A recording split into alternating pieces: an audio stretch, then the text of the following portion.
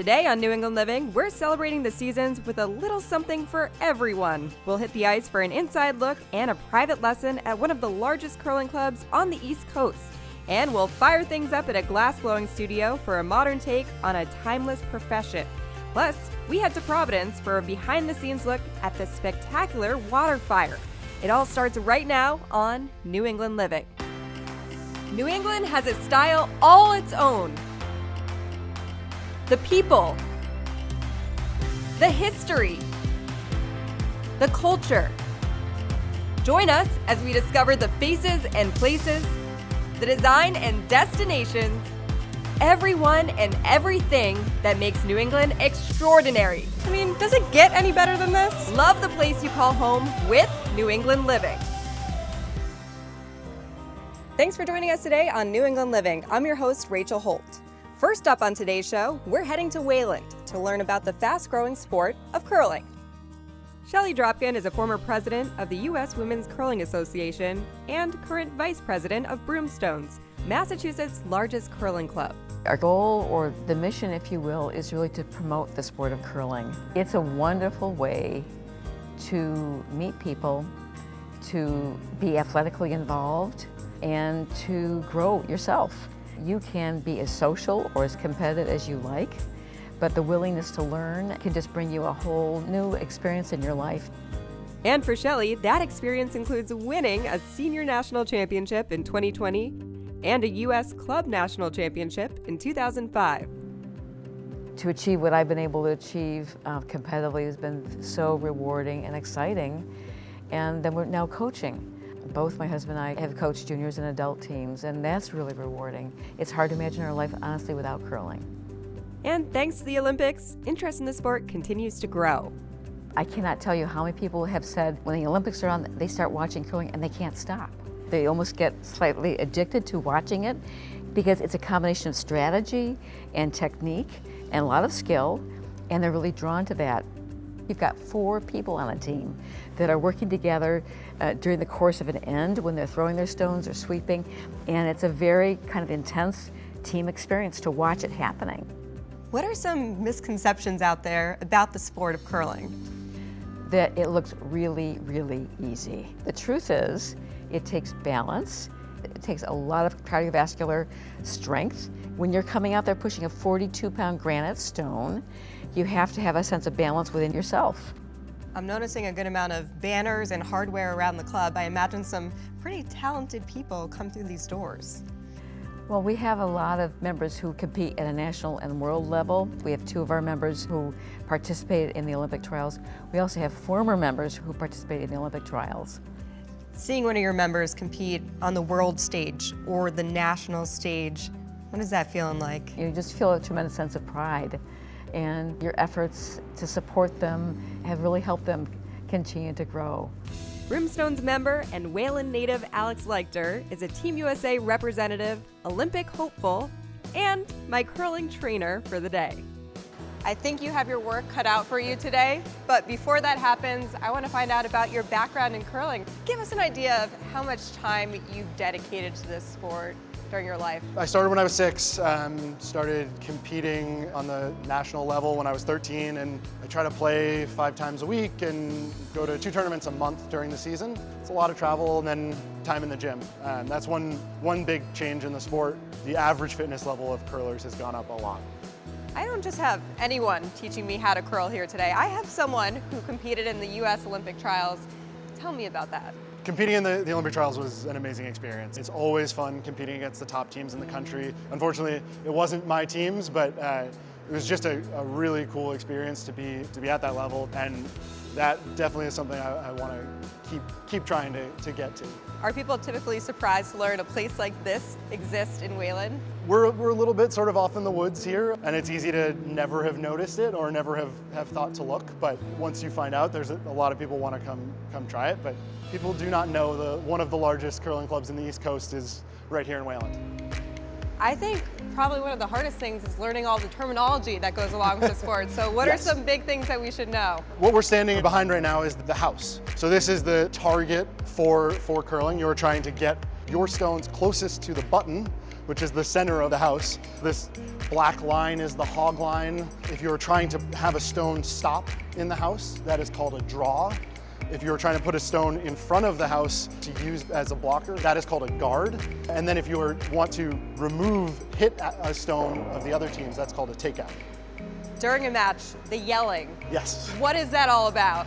So the yelling is to tell your team whether or not to sweep. Yes! Yes!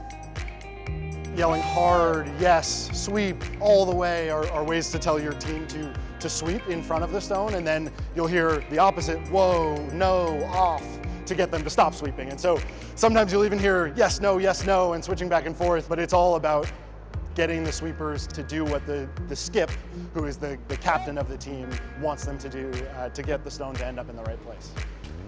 I have a favorite term so far. It's broom stacking.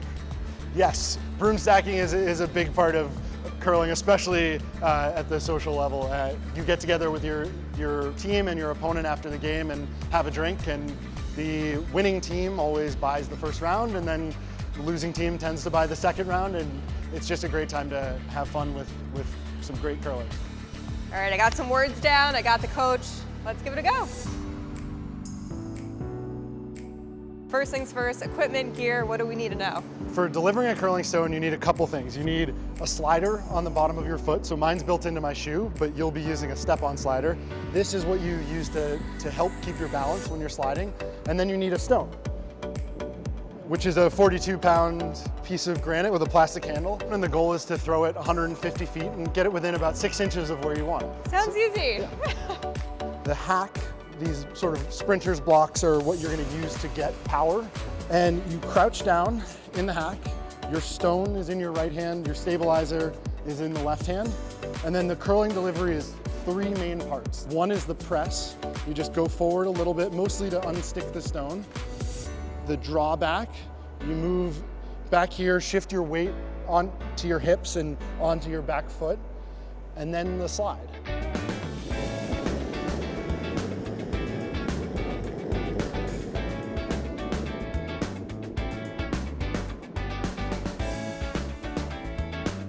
All right, so you've got the stone and the stabilizer and you're stepping on the slider. Yeah. So now we do the 3 parts. A little press forward, pull back, Okay. and then kick out. Nice, that's really good. Not bad. Yeah. It's straight at least. Yeah, Just a little bit short. yeah, We'll get there. We'll get there. So now we're gonna teach you how to sweep. So you've got your broom, and the goal with sweeping is to move the broom across the running surface of the stone. So it's about an 8-inch stroke moving side to side. So you want to hold the broom in front of you like you have it. One hand is going to be about 2/3 of the way down, one hand about 8 inches from the top, and then you lean on top of it as you sweep back and forth. And what is the purpose of sweeping? So sweeping does 2 things. One, it makes the stone go further, and good sweepers can make a stone go up to 12 feet further. And the other piece is that you can also make it curl more or a little bit less, depending on who is sweeping. All right, let's give it a go. All right, let's go.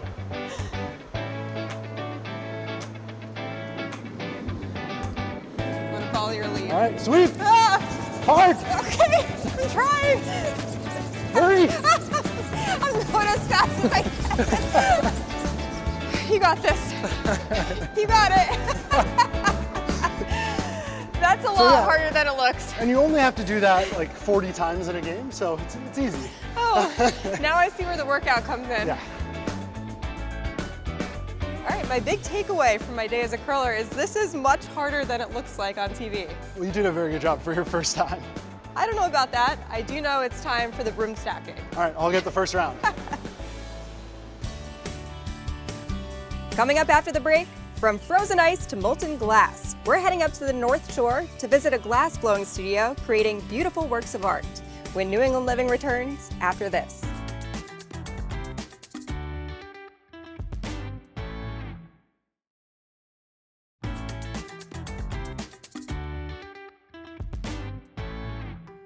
Welcome back to New England Living. I'm Rachel Holt. We're turning up the heat for a look inside a converted barn turned hot shop. At the Bubble Factory in Essex, owner James McLeod and his team are merging the ancient art of glass blowing with a modern-day aesthetic. Glassblowing is one of the most ancient art forms, dating back to the Romans.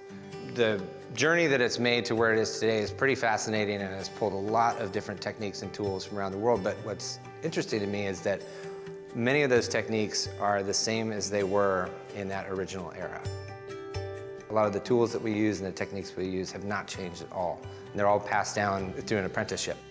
What strikes me about the studio is how many people there are working together in harmony. What goes on here at the Bubble Factory? So the core of the Bubble Factory is a production glassblowing studio. We have 2 workstations, so there's at least 4 people working together in like a 1,000 square foot space every day. And it's this choreographed dance where everybody's working around each other, and everybody's also, lack of better terms, running around the studio with hot molten glass. We have an educational facility as well where we teach classes, introductory level courses on the weekends, and then we have a creative art space where we work with clients to realize their ideas out of glass. The process of glass blowing, how does it work? The basic principle of it is that you are taking a metal rod and collecting a ball of molten glass and then turning it into whatever you want. You start with sand. It's a type of silicon sand, soda ash, and lime are the main components. That goes into a furnace, which fires about 2,000 degrees. It melts overnight, and then we start gathering glass out of it and form our pieces. With every piece that we make, there's so much that goes into it before it even gets fabricated. So there's a massive design process behind it, drawing, drafting, prototyping until it actually becomes the piece that you see in one of our stores. And we also workshop it, pass it off to friends, take it home, and actually use the glasses in our own lives to see if they fit the profile of what we're looking for. Beyond the size and texture of each piece of glass art, one feature that really stands out is the color. The colors are fascinating because there really is a chemistry to it, the way that the color is melted with the type of metals that go into it. We put a lot of work into picking the selection of colors that we have so they go together as a beautiful set. How did you get into this? I went to the California College of Arts and Crafts, and I was an illustration major, and I took one glassblowing class, and I realized it was way more fun than sitting at a table and drawing by myself. There's teamwork involved with it. You get to light things on fire. It's like a sport. It just rolled from there. I looked at it and said, this is what I want to do for the rest of my life. And how does that passion then become Cloud Glassworks? My background is in production, glassblowing, and art making. We had an opportunity to open a business and make our own production line of work. I took everything that I knew from all the studios that I'd worked at and all the places and artists that I'd worked for and sort of distilled them into something that was sort of very pure and streamlined to make our product what it is. We're in a very unique industry because our skills and techniques are all passed down from generation to generation. The contemporary studio glass movement is only about 50 years old. I'm about 2 generations away from people that learned from all the Italian masters. What's really nice about it is that we share all our information, what we call a gaffer, which is the head glassblower in our studio. We all bring the information that we have in our skill sets and collectively work on pieces and learn from each other too, and then pass it down to the assistants that then move their way out over the years. And some of your students now actually work here. How does it feel to have them enjoy this so much that they want to make it their career? It's very fulfilling. Most of the people that work here at one point were my student fresh out of high school. Most of them have also gone off and worked other places, and now they've come back. They were the star students over the course of years. And they all make their own work too, so it's really great to see them being successful in that right as well. But then being able to come and work in a studio where they're doing what they've trained to do and what they love. What is the joy involved with making every single piece by hand? It's a really exciting medium to work with. We don't use a lot of the high production techniques that other studios do, so that takes the focus and the creativity of the artist to actually make it. For me, what's important about that is taking these long-standing traditions of work and passing them down to generations, and in addition, creating something for somebody that can't be made by a machine. Everybody that works here is very passionate about what they do. We love gathering glass. We love making things out of glass. And we want to share that with the people who end up with the product in the end.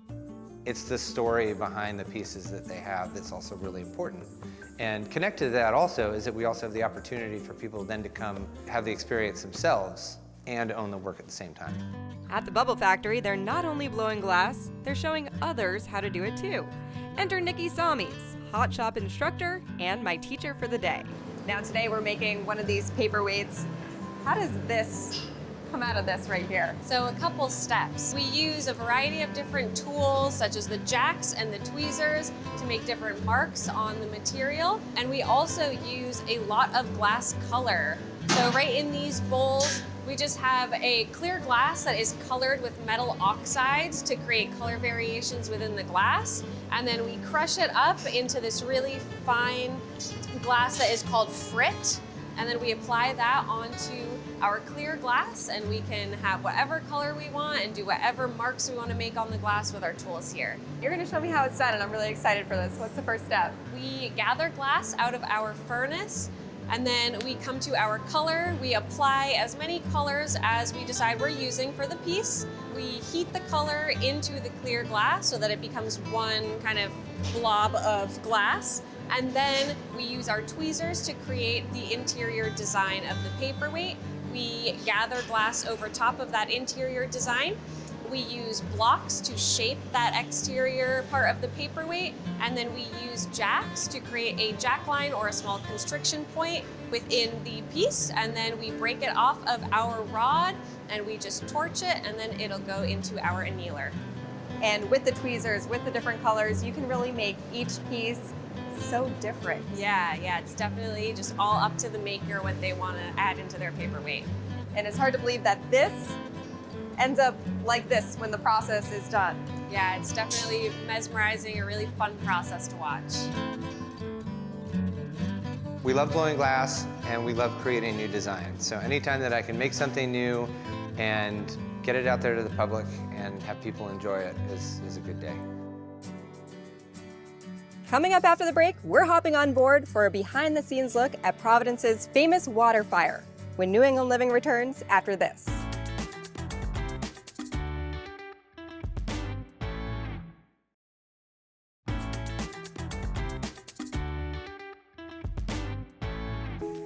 Welcome back to New England Living. Up next, we're grabbing our torches for a one-of-a-kind experience in downtown Providence. Peter Van Erp is in his 25th year as a volunteer and boat captain for Waterfire. For someone who's never been to a water fire, how would you describe it? Waterfire is a fire installation on the River of Providence. It's about 80 of these metal braziers that you see behind us here that are floating on the river. They're filled with wood, they're lit at sunset, and a music track plays generally until midnight. And the fires are fed from boats like this one, and I'm typically driving one of those boats during a water fire. It will draw on a nice summer evening about 50,000 people along the rivers here in Providence. There's a lot of eyes on you during a water fire. Seems like a lot of pressure. How does one become a boat captain? Well, in my case, I learned how to drive a boat at Waterfire. I had never driven a boat in my life when I started volunteering, and I thought, hey, that'd be cool if I started helping to drive, and I learned to drive. And so now I've been driving 24 years of the 25 seasons that I've been doing here. You have a big job. You have to maintain these fires, help maintain them throughout the night. What's the secret? So the secret is not that it's one person, it's that we're all working together. And we're working really as representatives of everybody in and around the city. Volunteers come down, get in the boats, which have already been loaded up with wood several days previously, generally by another group of volunteers. And we go and set up the fires. It takes a couple hours to set those all up. And then about sunset, the music starts playing. And we start proceeding up the river, and we go up to the round basin, which is up beyond us there, and we get our torches lit and light the fires. I can see all the wood piles on the boats. How much wood are you going through on an average water fire? So on a full fire, which is about 80 braziers, we burn something like 4 cords per hour. That'll be, from 20 to 30 cords, depending on how early sunset is. You have the best seat in the house. What is your perspective from the boat? We work like actors in the play. So we are feeding the fires, that's our job. So that's the first thing that we're thinking about. And then when you do a run, you feed a whole set of fires, and then they're all flaming up. And then you have a chance to set back for a moment or a few minutes and watch the crowd and see everybody's reactions to that. I'm going to be building a brazier. I'm pretty excited for this. Can you let me know what I'm in for, though? Well, it's actually pretty easy. They're going to pull the boat up alongside the brazier. Somebody will drop a line on it to hold you in tight against the brazier. The first thing that goes in the brazier is the fuse assembly, which is cardboard and wax and a little cupcake that's got some wax and jute in it that will actually be lit by the torch later. And then when that's kind of stable, people will lay logs around that, and then you'll go on to the next one, and the next one, and the next one. And it's very simple. Cupcakes and fire. Sounds like my kind of night. And with that, it was time to build some braziers. The first thing I'm going to do is I'm going to hand you 4 pieces of kindling. You're going to make a hashtag in the brazier. Okay. Tower's going on next. Tower. Right in the center. After that, we're going to hand you wood. Put one in the front, put one in the back. A Providence tradition for nearly 3 decades, water fire was created by renowned artist Barnaby Evans. At its heart, it's building a campfire for the entire city to come together, recognize each other with respect and grace, and hear music from all over the world and talk to each other. So in the very simplest, that's what it is. So we're trying to use art in many creative ways to build the city back stronger and to come up with a way to talk about how art can touch all of our lives and include everyone in the process. It's a very egalitarian, democratic place where everyone feels they belong. This is a public park. We never charge admission. Everyone gets a chance at the best seats. So it's part of this democratic vision of the city having a new heart. And, you know, water is about life, and light is about life, and fire is seen as a symbol of destruction, but also renewal. You've got the phoenix that rises out of the ashes. It's a piece of total freedom. I sometimes say that water fire is an opportunity to put the time of sunset on your calendar, so you'll sit down and just watch the light slowly change in the city. That's important, and we don't make time for things like that. What is it like seeing all these people want to devote their free time to this and love doing this so much? It is a labor of love, and I think all of us like to feel that we're engaged with making our city and where we live better. This has been a group effort by literally thousands of people, millions even, because we consider the people who attend to be part of the artwork. Their participation, their interaction, their attitudes for each other, that's all part of the performance. It's a huge honor to just realize that thousands of people have donated their time to make this event such a success. It's pretty magical.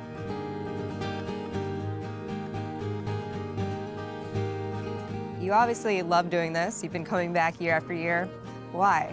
Well, it's something I can give from my heart to the city of Providence, and I think it's really important that we all contribute where we can to building our cities, to building our communities, and this is one of the ways I can do that. Here on the river, I do something that I love doing and that other people love being at. On the boats, we're all equal. We come from lots of different backgrounds. The people who are volunteering on these fires come from every class, from every part of the city, but we're all working together on that.